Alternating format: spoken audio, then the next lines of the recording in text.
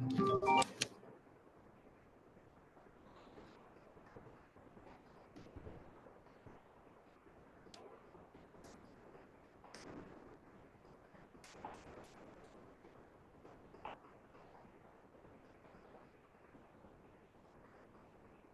right. So, hello and welcome to THiNC Institute of Design. I am Nandini Syju and I will be taking a class today for you guys. Today we'll be solving one of our NIFT CAT papers. So, NIFT is a National Institute of Fashion Technology, and we have really competitive exams to crack this. And for the past few years, we've been seeing a really nice pattern in this exam, and this is something that we'd like to take a dig into, right? And so let's hop in. Just before we hop in, again, I'm Nandini, and I am currently a product designer. I graduated from NID Vijayawada, or NID Andhra Pradesh, but I also scored all India rank of 6 for my NIFT exams back in 2019. So that's a little bit about me. And after that, I've been collaborating with Think and working on cracking exams for everyone ever since. So let's take a dig into this session, all right? So the first question that usually pops up is something to do with characters, and it's usually a fun exercise, something that's a little non-technical, and it has a lot of things to do with emotion. So over here in this slide you can see a particular character design where kind of like a pipe has been used to design something. So it's like a mix of a pipe and I'm guessing a duck. And the reason why I've put this image is to show you that without like a proper face and expressions, you can tell a lot about a character. So over here, what we will do is crack into the attributes, right? So over here it can be cute, goofy, or a little lost, a little clumsy, right? If you look at the image in the back. So, all of this we found out just because of the body language, maybe the name of the character, maybe the mannerisms, and most importantly, the form that has been incorporated in this. So all of these things add up to the attributes, and all of these things are most certainly overlooked by beginner designers or rookies, as we say, because these things are what builds a character more than just the facial expression or what they're wearing or their color scheme and all of that. So this was just a surface level example. So let's look at this. So this is a very interesting example. This is actually a really interesting exercise that we people do at Disney, like students. So they try to build emotions or expressions, or just try to communicate something with just a sack. So it's called the sack emotion exercise. And over here you can see that just by how it's stretched, or just by the form, and just by where there is tension, where it's stretched, and the potential, you are able to kind of communicate what this character is going through or what this character is expressing. And I genuinely think that this is one of the most prime examples of how we can communicate emotions or attributes or keywords, or integrate a personality into a character with literally a blank face. So that's something that you guys can practice on your own. So what you guys can do is, pause the video for a second if this is not live, but you guys can always draw a square or a ball, a sphere, a circle, And do not draw eyebrows, no eyes, just that particular simple form. And you can try to see how I can stretch this, or add certain textures, or add like certain some sense of energy into it to communicate attributes. So right now over here it's just emotions, but we can explore further. So there's pumped, proud, scared, and this is a very interesting exercise you can do, because a lot of times we have this very similar question in the NIFT exams, where they'll ask you to take an object, let's say lip gloss, or like a pillow, or a pencil, or even I think recently we had a toothbrush, and they gave a list of attributes. So luckily we were able to choose top 3, but we had to communicate these attributes through that object, through that toothbrush. And the number one fact is that you need to practice this. This is something that you need to build muscle memory on, because again, most of these things are based on the concept of action lines. So if you know what action lines are, it's that one single line that goes through a character, or a person, or an object, or anything that you're trying to animate or bring to life per se, and understand what they're going through. And it's one single line, so it can be stretched, curved, or rigid and straight. And all of these play, it's kind of like the backbone of bringing personality into the character. And that's really the core fundamental of starting this exercise, right?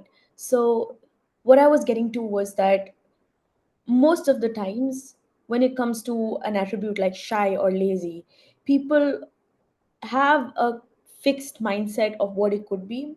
And the people or the students that crack this are the people that think pretty much outside the box, and say that, okay, this is another way that we can represent proud.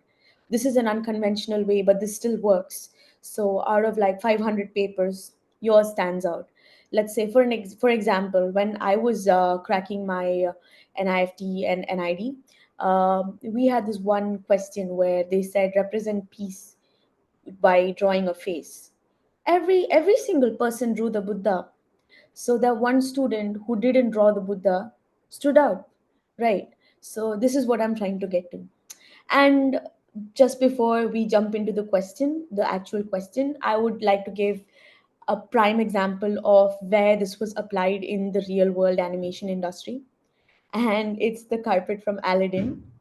And it's been one of my favorite characters ever since childhood. And as I grew up, and as I explored design and I went into the design industry, I could really appreciate the true spectrum of how immaculately designed this one particular character is.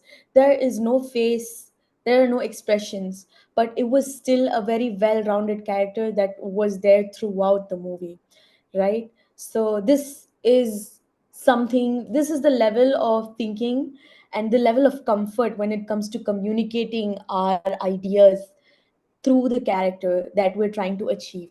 And this is only possible through a lot of muscle memory. So you guys can start practicing now and keep at it. So yes, again, shapes is another way you can show attributes, right? So circle is always friendly, like it's round, it's harmless. Square is more like, an example of a square character is Moto Moto from Madagascar, right? The I think the second or third one, the third one I think. So and so these are the things that kind of happen subconsciously. And there's a lot of other features as well, the color you use, the even the body language, right? So all of these things are attributes. All right, so this is the question. I think it's okay. So let me read out the question. It says that we've given a list of attributes, and you have to indicate you have to kind of choose four, and communicate which one, communicate the attribute of the toothbrush. So they've given the product, which is a toothbrush, and we can choose the attribute and we have to draw, right? So over here, finish is really not that important. Of course, your work should be neat, it shouldn't be smudged, it shouldn't be crinkled, but also we are not looking for something with like 16 hours of shading and hyper realism. We are looking for something that is very expressive and that is very, let's not use the word cartoony because they might evaluate you for proportions, but it's something where you have a little bit of freedom when it comes to the finish. But the main thing that they are going to evaluate you is based on the concept, right? So the first one over here, I've chosen workaholic, right? So we have a toothbrush with multiple heads, so it's a metaphor that it's trying to multitask. And I've also like squiggled in circles on the bristles to show that it's constantly rotating. Let's just assume that it's an electric toothbrush and there's a lot of huff and puff which I've added on the sides. So this is another thing, like a pro tip that you can do is that you can always use expression lines and a little bit of the background, but don't depend too much on it because they did ask you to draw a toothbrush. So you have to focus on the toothbrush and they are also going to focus on the toothbrush. So over here, one more thing that I would like to mention is that in the second line, they've written indicate your chosen trait at the top of the box. So please do not overlook that because out of 35 marks you can easily lose 5 marks for this if you don't, right? So and whenever you're writing anything, whenever you're annotating, writing paragraphs is a separate thing, but sorry, if you are annotating something, please write in all caps if it's a single word or two words, and try to draw like a two-line grid and keep it neat on inside of that, so that you give a general sense of professionalism and you give a general sense of, all right, I am neat and I care about this, and this is my final work and this is something that is fair. Right. So the second one over here, I chose violent. So I've tried to show a little bit of potential that, okay, the toothbrush is kind of swinging and it's about to hit you. And again, a lot of things over here, you get brownie points for details. So over here, if you've noticed, I've drawn little thorns to kind of show that it's not friendly at all. It's not something that you can hold. And also the bristles are, I've tried to give in a very rough, a very wooden, rigid look to the bristles. So all of these are little things that you can do to kind of manipulate the object to bring out the attribute. So over here, I do admit I've manipulated it a lot, but it's just something that you can try out.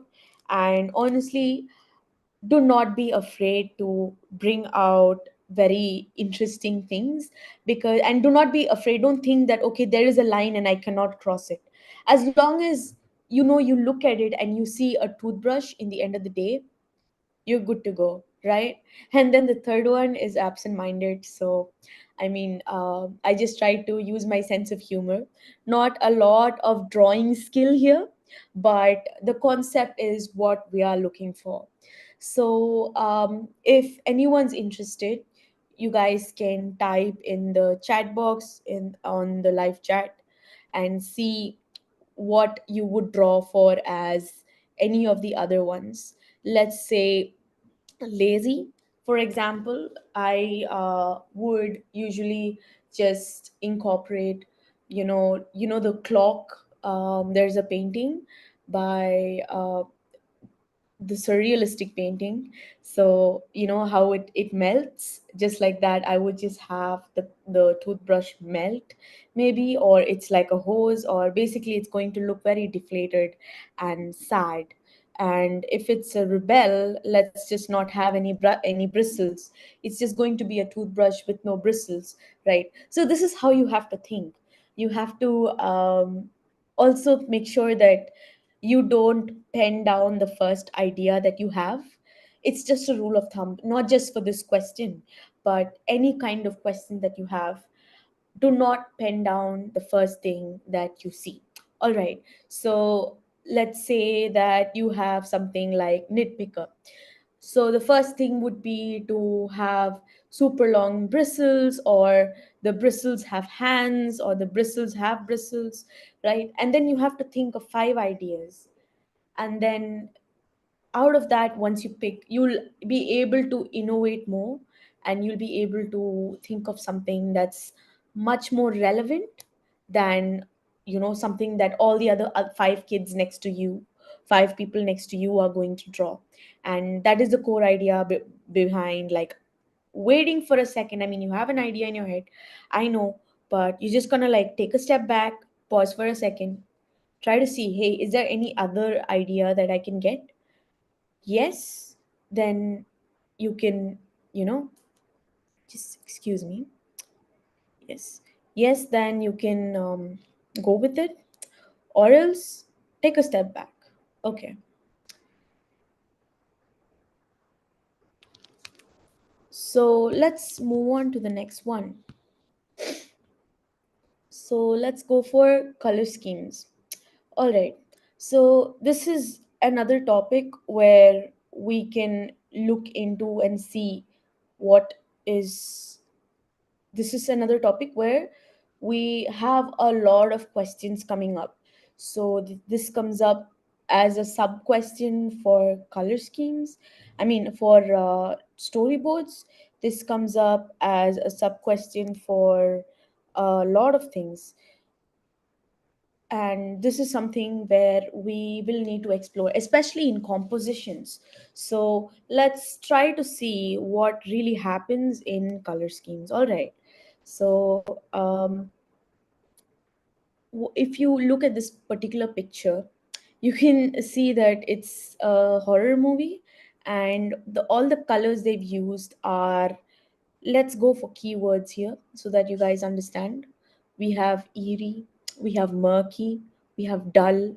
Like, all the colors here are very pulled out, and it's not bright and it's not iridescent.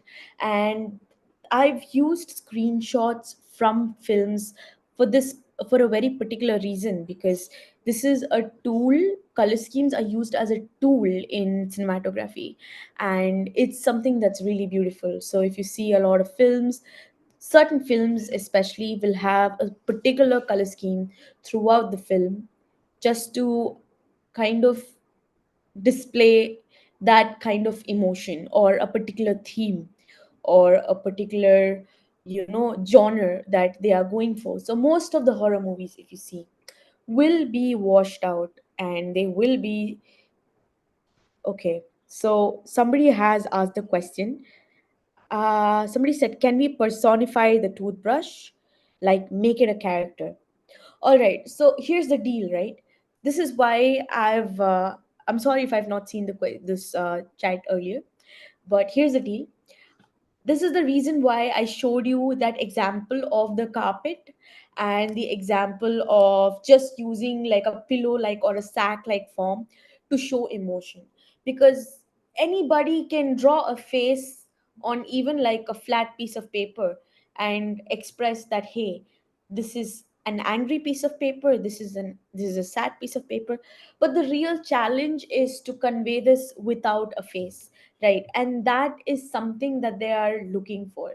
So I mean, if you want to personify, there are no technical restrictions, but that is not something that they are looking for, and that is not something that they are evaluating. So but be very mindful of the be very mindful of the words they use in the question. So if they say that this is a character design question, design a character, right? If these words are there, read the question once, twice, even thrice if you like to, and have a pencil with you, obviously you will, and underline the keywords so that you don't mess up. Even me, I am this is I'm 5 years deep into design, but still today when I got this question paper, I was for a second I was taken aback because I didn't read the fact that I have to write the word on top of the the attribute on top of the little box. So it can happen to anyone. So just go and read it again and again. See if there is a word that says design a character, then yes, you're most free to. But if it's not the case, then I don't think that that is something that they are looking for. But if it's something where you have a really really good idea, like a 10 on 10 concept, and you really want to share it, like I said, do not be afraid. Go ahead with it and see what you can do with it. All right, so let's move on from this scary image and go for something more fun. So over here, again, the whole screen is washed out in, okay, you're welcome. The whole screen is washed out in a particular palette, right? And this is where you guys need to understand that there is a concept called color schemes. All right, so if you go to Pinterest, you'll get like a gazillion color schemes, and please remember this keyword color scheme, right? So even when you're doing like comic strip, or if you're making a composition, learning color schemes and how they work and what's the dynamic really will help you bring your work to the next level. Just because you have 12 color pencils does not mean you need to use all of them. Actually, you just need to use one and three similar colors and one as a complementary color. And there are different types of color schemes, so you can learn all about it. And over here it's giving a sense of mystery, it's giving a sense of excitement, and a lot of that feminine energy. So all of that is happening, right? And let's look at another one. So this is one of my favorite films. So over here there is, again, it goes really well with the Joker's character. It's very bright, vibrant, and the whole scene took place during the fall. So again, it goes with the metaphor of, I think the scene is where he was losing something. So it goes with the metaphor of loss and death and pain. So all of that is there, and all of that is just communicated through the use of color in a screen. So imagine something, some place where you guys have much more a broader bandwidth. So over there, yes, Wonka, over there, um you guys will have a huger, much bigger range to do something, which is why exploring compositions is something that you guys can look into and start. And like when I was doing my entrance, it was my least favorite because I was like, why would I just draw a bunch of shapes and color it? But then once you learn certain core concepts of the elements of composition and how it works, right? So you can represent, you can communicate balance through compositions, you can represent imbalance through compositions. Negative space plays a huge role. If you want to emphasize on something, you can. So all of these things are like very fundamental, and you can communicate this. And a huge factor here is color. So over here, I don't know if you guys have noticed, but his lower lid eyeshadow is very bright on purpose compared to the rest of the screen, even though the whole screen is bright colors, because you are trying to bring attention to his eyes and the emotion that comes with it, right? And similarly, in a lot of films or in a lot of even paintings, people have used like a particular red dot or something that's very bold to bring the user's eyes to that point. I'm sure you guys are very familiar with this concept, right? So please learn the concept of color schemes, and this is going to tremendously build your skills, and you guys will be able to do NIFT cat exam or NIDDAT exam, all of this very seamlessly, very effortlessly. All right, again, something that is very close to my heart, Ghibli. So this is another amazing source to learn about color schemes and get inspired, and just take Watch Ghibli films, take screenshots, and try to color pick them in Procreate or whatever app you have, right? And try to see what the palette looks like. And 100% of the time, it will be something very beautiful. And try to build that muscle memory in your head so that next time you need to build something with that aesthetic or that color scheme, you are really going to be able to come up with something very seamlessly, right? You don't have to like panic with your color pencils in the exam hall.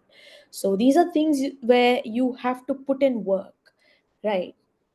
Again, something that is very interesting, there's this movie called Pulp Fiction, and they have this very retro futuristic color scheme, and there is a bright contrast. Her skin is orange, and all the bounce lights and highlights are all red, and this same color scheme is used in all those retro Japanese anime.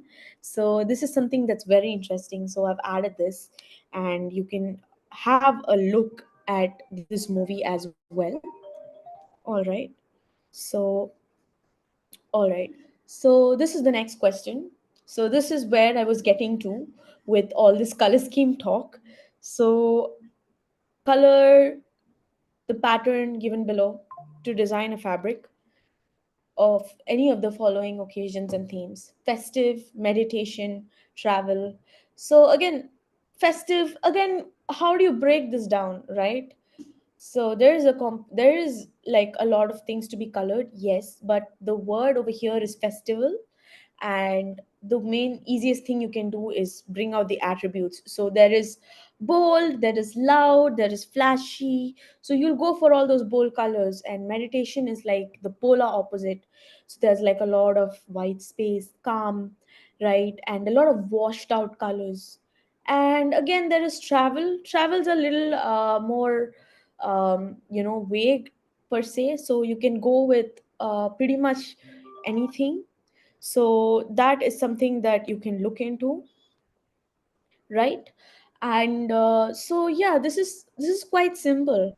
And once you nail down the whole concept of color schemes, there is like an infinite number of possibilities to this where it will work. But the only way you're going to score good for these composition questions is if you sort out the color scheme, right? So let's move on from here and design a comic strip. So this is the most challenging, but also one of my favorite questions when I, teach or even during my student journey. So do you guys have the habit of reading comics? I want to know if there's anyone out there that has some context on how the storyline goes and also the line of the eye. And over here, you're lucky enough that they've given you the boxes and you just have to stick to the boxes. So you do not have to worry about layout in this particular use case. You do not have to worry about the structure. You do not have to worry about any of this because it's given. All you have to worry about is the storyline, the pacing, the time pacing. All right. So there is always this tempo to which the story goes. Right. So that just,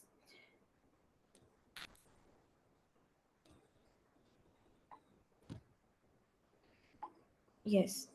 So there's always a tempo to how the story goes. Right. And if you have read comics, if you've not, please try reading a few so you understand that okay, this scene happened and then this thing happened and then that thing happened. There's always a tempo to the time. So that is something that they will look at. And usually for these questions, they'll only give you like 4 to 5 boxes. So it's going to be the key frames and nothing in between. And your task primarily is to not waste any of the squares in something irrelevant. All right. So, how do you score in these kind of questions? There are a few main key points that a lot of people miss out on. So, anybody can draw a comic. I believe that comics are the most influential and the easiest ways to communicate with people. But at the same time, it's really hard to be advanced in it. It's like the guitar. Like you pick up a guitar, start playing, but to be a pro at it, that's a different story, right? So, very similar to that. we have to look at this in different angles. So the way you tell the story, try to use different angles.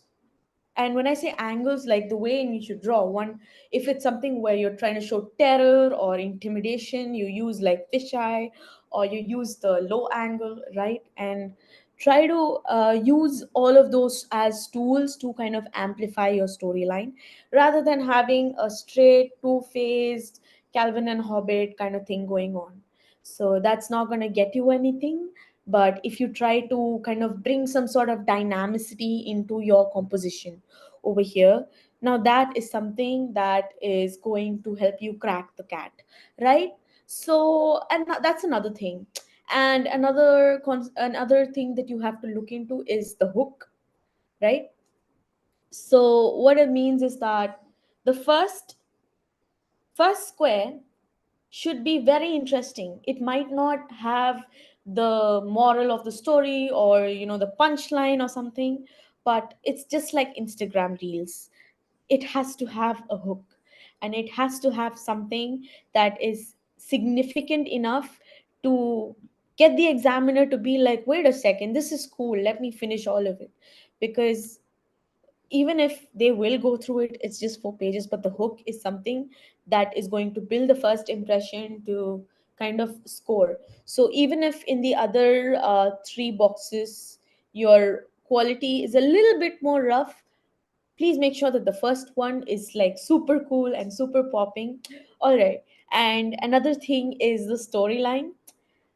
Think of something different. Like, think of, let's say, me as a fish, right? So everyone's gonna draw like a fish. How many of y'all will draw a starfish, right?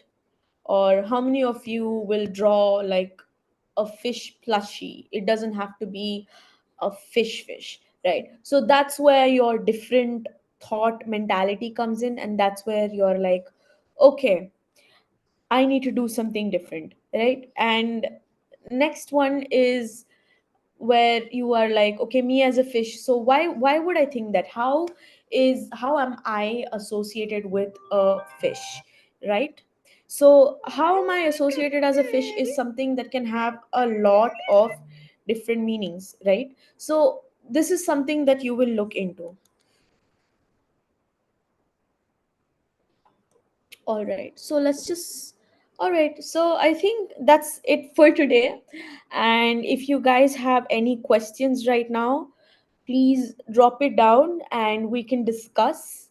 If not, you guys can always reach out to THiNC Institute, and we can work more and crack more questions like this. I hope you enjoyed today's class.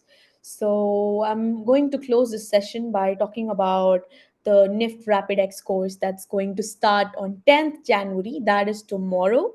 So you guys can hurry up because there's seriously limited seats and a lot of competition. And if you like content like this, and if you want more exposure like this, then please do reach out to us. And yes, that's it for today. Thank you so much. All right. Thank you.